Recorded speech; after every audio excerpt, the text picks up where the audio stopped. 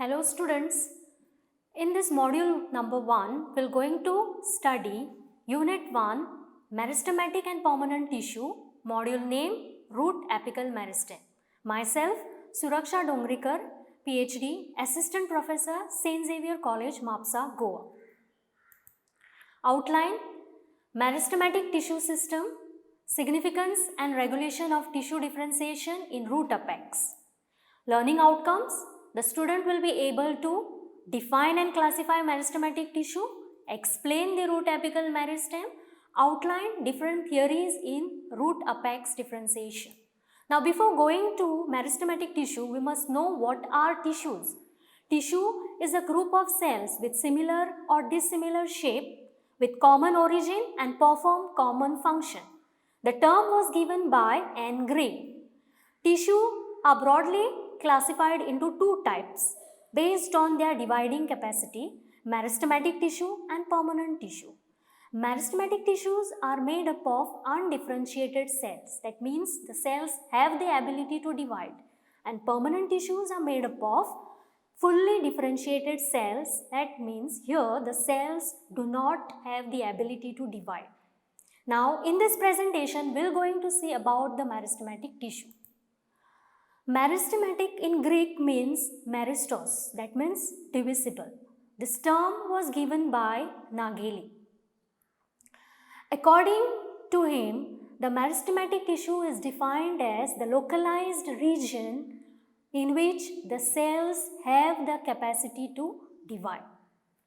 Now, characteristic features. 1. They are thin-walled living cells which continuously divide, and hence they are made up of undifferentiated cells.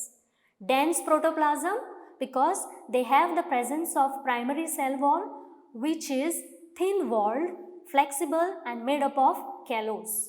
Conspicuous nucleus because these meristematic cells undergo continuous divisions and they have a very large nuclei. Vacuole absent since the meristematic cells are compactly arranged. Cytoskeleton absent because the meristematic cells are dividing continuously, so they do not require a framework for the cell. Classification of meristems. There are certain criteria on which the meristems are classified.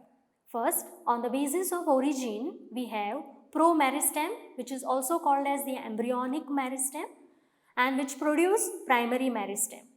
Second, primary meristem, which is actually developed from the promeristem, which further differentiates into primary permanent tissue, which gives rise to primary plant body. Third, secondary meristem, which is developed from the primary meristem. This further differentiates into secondary permanent tissue. Second, on the basis of the position, we have apical meristem. Apical meristems are present at the root and shoot apex, as you can see here in figure A and B. A is about the root apex and B is shoot apex. They further differentiates into primary permanent tissue. Second is intercalary meristem. Intercalary meristem appears between the nodes on the stem. It is the part of the apical meristem which gets separated during the growth of the permanent tissue. They are found in monocots, they are short-lived and become permanent and merges with the surrounding tissue. Examples of the intercalary meristem: in grasses, we see this here in this figure. If you see, intercalary meristem is present just above the nodes. So that is why when grasses are grazed by the animals, still the shoot part grows. Another example is in the pinus leaf. If you see, the intercalary meristem is present just below the leaf base. Third type is the lateral meristem. As the name suggests, lateral meristem is lateral in position. It is not found in the monocots. Lateral meristem differentiates into secondary permanent tissue which helps to increase the thickness or the girth of the plant.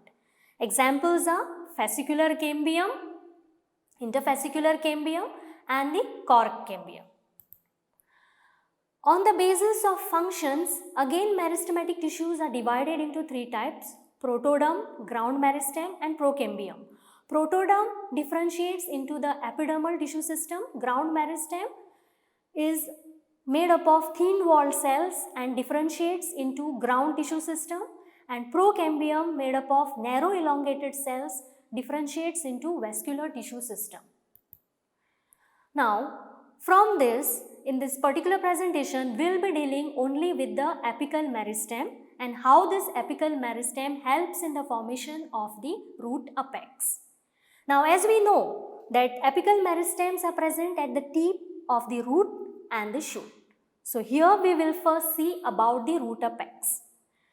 In the case of the root structure, if you see in this figure, apical meristems are present at the tip of the root. They are subterminal in position due to the presence of a thimble or a cap-like structure which is called as root cap, and this root cap actually protects the apical meristem. Later on, this apical meristem gets differentiated into different regions of the root.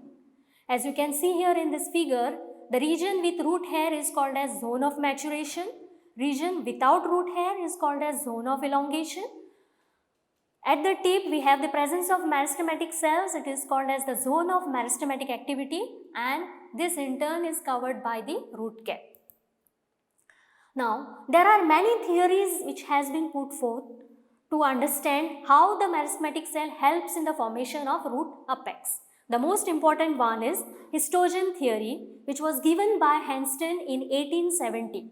So, according to him, root apex is composed of meristematic cells. These meristematic cells differentiates and form into promeristem, and this promeristem further differentiates into three histogens or three group of cells: dermatogen, which is the outermost layer; single layered, which further differentiates into the epidermis or epiblema of the root; then periblem, which is the middle layer, which differentiates into cortex and endodermis; and pleurum, which is the innermost layer, differentiates into pericycle, pith and vascular tissue.